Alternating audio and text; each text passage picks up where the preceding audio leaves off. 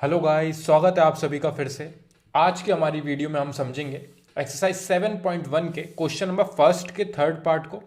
Find the distance between the following pairs of points. दो point given है, हमें उन दोनों के बीच का डिस्टेंस फाइंड करना है। कोऑर्डिनेट ज्योमेट्री में जब भी डिस्टेंस फाइंड करना होता है दो पॉइंट्स के बीच में, तो हम डिस्टेंस फॉर्मूले का यूज करते हैं। पहले मैं डिस्टेंस फॉर्मूला लिख देता हूं यहां पे। डिस्टेंस फॉर्मूला हमारा होता है अंडर रूट में x2 माइनस x1 का whole square plus y2 minus y1 का होल स्क्वायर। अब यहां पे x1 x2 y1 y2 क्या है, ये सबसे पहले हमें पता होना जरूरी है। यहां पे ये जो दो कोऑर्डिनेट्स गिवन है, हमें कोऑर्डिनेट ज्योमेट्री यानी कि ग्राफ पे रिप्रेजेंट होती है ये यूनिट। हमें यहाँ पे ग्राफ बनाने नहीं आएगा, ना हमें ग्राफ गिवन देंगे वो जिसमें हमको फिगर बना के दें।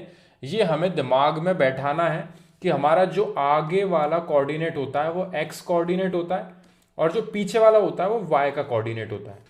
यानी कि यहाँ पे ये जो दो पॉइंट्स हमें गिवन है, इसको हम एक को x1 लिखेंगे, पीछे वाला हमारा y1 होगा, और दूसरे वाले में हमारे x2 और पीछे वाला हमारा y2।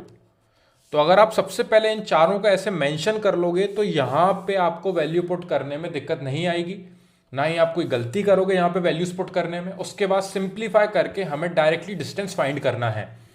डिस्टेंस आपका रूट में आ सकता है, डिस्टेंस आपका न्यूमेरिकल वैल्यू आ सकता है, डिस्टेंस आपका अल्फाबेटिकल वैल्यू आ सकता है। वो डिपेंड करता है इन पॉइंट्स पे। जैसे कि यहां पे हमारे पॉइंट्स ए और बी के टर्म्स में है, तो हमारा डिस्टेंस जो है ए और बी के टर्म्स में आएगा। ठीक है, यहां पे दो पॉइंट्स की बात हो रही है। बस बात यह है, ये जो दोनों पॉइंट्स हैं ये आपके ग्राफ के ऊपर हैं, कोऑर्डिनेट ज्योमेट्री से रिलेटेड है ये दोनों पॉइंट्स। तो ये दो पॉइंट्स जो हैं उनको हम किस तरीके से लिखेंगे। पहला पॉइंट हमारा हुआ a कॉमा बी यहां पे, एंड सेकेंड पॉइंट हमारा हुआ माइनस ए कॉमा माइनस बी। अब इन दोनों के बीच का डिस्टेंस फाइंड करने के लिए ये डिस्टेंस फॉर्मूले का यूज करना है। ये किस तरीके से ड्राइव होता है फॉर्मूला, किस तरीके से फॉर्मूला बना है, ये मैंने आपको प्रीवियस वीडियो में समझाया था। मैंने बताया था किस तरीके से फॉर्मूला जनरेट होता है। वो ड्राइव करने नहीं आएगा तो आपको वो चीज़ सीखने की ज़रूरत नहीं है, लेकिन अगर आपको ये याद नहीं है तो आप एक बार उस वीडियो को देखोगे तो आपको पूरा क्लियर हो जाएगा कि ये फॉर्मूला बनता कैसे है। और हमें ये पता होना ज़रूरी है कि कोई सी चीज़ किस तरीके से जनरेट हुई है। डायरेक्टली उस फॉर्मूले को रटने से कभी भी आपको सॉल्यूशन में ईजी नहीं होगा। हमेशा समझना ज़रूरी है कि वो फॉर्मूला बना किस तरीके से है। ठीक है, तो यहां पे अभी तो हम डायरेक्टली फॉर्मूला पुट करने वाले हैं। प्रीवियस वीडियो में हम समझ चुके थे किस तरीके से फॉर्मूला जनरेट हुआ है। अब हम x2 x1 और y2 y1 की वैल्यू यहां से ऊपर से इधर फॉर्मूले में पुट करते हैं। अंडर रूट में हमारा x2 की वैल्यू है हमारी माइनस का a, फिर हमारा माइनस साइन जो फॉर्मूले में है, और x1 की वैल्यू है हमारी प्लस का a और इसका स्क्वायर। देखिए आप फॉर्मूला इस तरीके से, ये होल स्क्वायर पूरा मैंने वही लिखा है, बस x2 और x1 की जगह पे माइनस a और ये वाला a यहां पे रखा, और ये बीच में माइनस साइन ऐसा का ऐसा, फिर बीच में plus sign same to same. y2 की वैल्यू है हमारी माइनस b, माइनस y1 की वैल्यू है हमारी प्लस की b। ये बीच वाला माइनस साइन फॉर्मूले में है, ठीक है, वैल्यू में हमारा b पॉजिटिव ही है। अगर यहां पे भी b में नेगेटिव साइन होता तो हम एक और नेगेटिव साइन लगाते, ब्रैकेट में बंद करते, और वो माइनस और माइनस पॉजिटिव कर देता है इसको। ठीक है, पर यहां पे वो चीज नहीं होनी है। इस तरीके से हमने सबसे पहले वैल्यूज पुट करी, इस पे भी स्क्वायर है फॉर्मूले में तो वो और लिख देते हैं हम। ठीक है, अब यहां पे माइनस ए और minus A, minus A and minus A हमें देंगे माइनस का 2a। किस तरीके से, अगर यहां पे दोनों पॉजिटिव ए होते तो आपका पॉजिटिव 2a आता, वैसे ही अगर दोनों नेगेटिव में a हैं हमारे तो वो माइनस का 2a देंगे। ठीक है, और सेम आपका माइनस बी और माइनस बी आपको माइनस का 2 भी देगा। यानी कि नेक्स्ट स्टेप हमारी आएगी माइनस का 2a का होल स्क्वायर। ये अंदर ऐड हो चुका है, बस दोनों नेगेटिव थे इसलिए माइनस का साइन, प्लस यहां पे दोनों ऐड होंगे और माइनस का 2 भी देंगे हमें, और होल स्क्वायर जो कि फॉर्मूले में हमारा चल रहा है। यानी कि अब माइनस 2a का होल स्क्वायर। अब माइनस 2a का होल स्क्वायर भी आपको साइड में करना है अगर आपको नहीं आता है तो, क्योंकि हमें कोई भी गलती नहीं करनी है क्वेश्चन में। क्योंकि फॉर्मूले में एक बार वैल्यू पुट कर दी तो यहाँ से हमारा कैलकुलेशन वाला पार्ट स्टार्ट होता है, और कैलकुलेशन में हम कोई भी गलती नहीं करेंगे।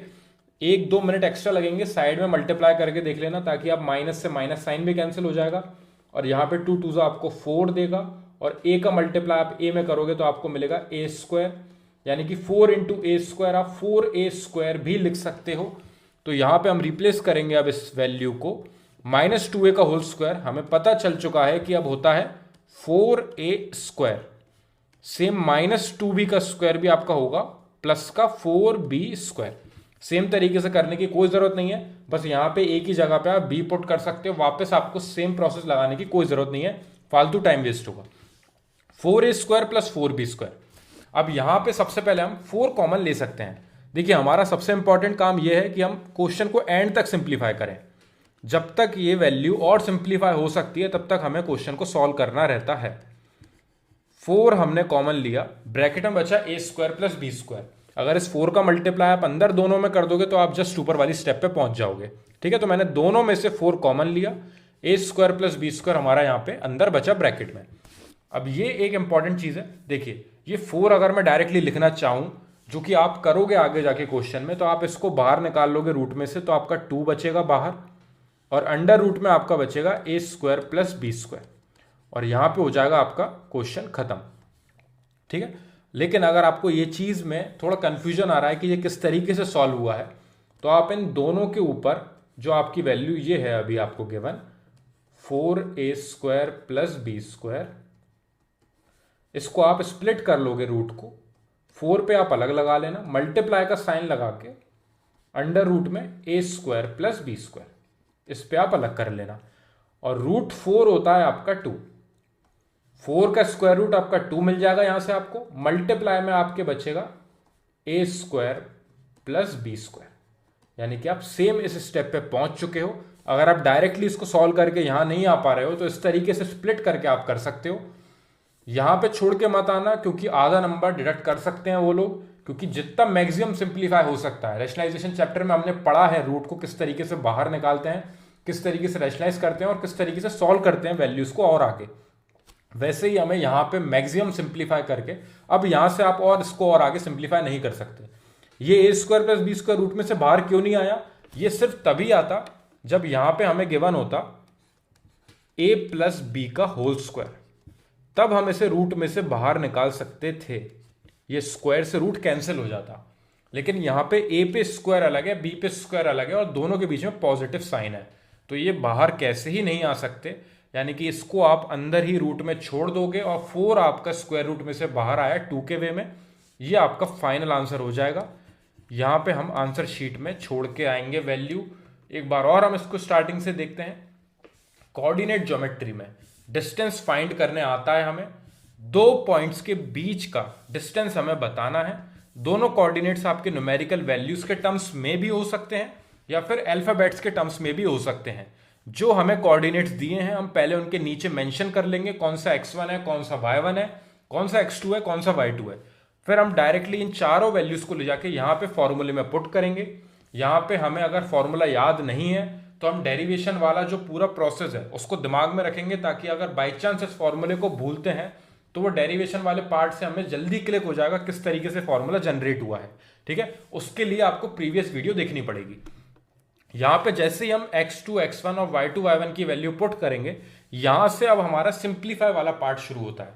फॉर्मूले में वैल्यूज पुट करने के बाद किस तरीके से आप कैलकुलेशन में आगे बढ़ते हो ये अब आपके ऊपर आता है। यहां से तो हमें गलती ना करते हुए पहले ब्रैकेट को सॉल्व करना है। ब्रैकेट में हमने माइनस से हमारा माइनस का 2a हुआ, सेम इस साइड हमारा माइनस का 2b, हमने स्क्वायर खोला। स्क्वायर करने के लिए हमने यहाँ पे साइड में इस तरीके से इसको करा सॉल्व।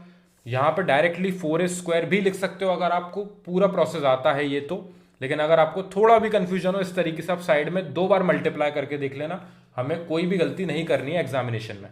ठीक है, यहाँ पे 4a square plus 4b square, दोनों में से हमने 4 कॉमन लिया, ये 4 स्क्वायर रूट में से बाहर आ गया 2 के वे में, और अंडर रूट में बचा हमारा a स्क्वायर प्लस का b स्क्वायर। इस तरीके से हमारा क्वेश्चन यहाँ पे कंप्लीट होता है। कोई भी डाउट हो अगर आपको इस क्वेश्चन में, या फिर इस यूनिट ही नहीं पूरी जितनी भी यूनिट्स हैं आपकी क्लास 10th की, उनमें आपको कोई भी पर्टिकुलर क्वेश्चन में अगर आपको डाउट है तो आप यूनिट का नाम, एक्सरसाइज का नाम और आप क्वेश्चन नंबर मेरे को कमेंट सेक्शन में बताना। हम उनको सॉल्व करके नेक्स्ट क्वेश्चन पे बढ़ेंगे। Thank you very much for watching this video.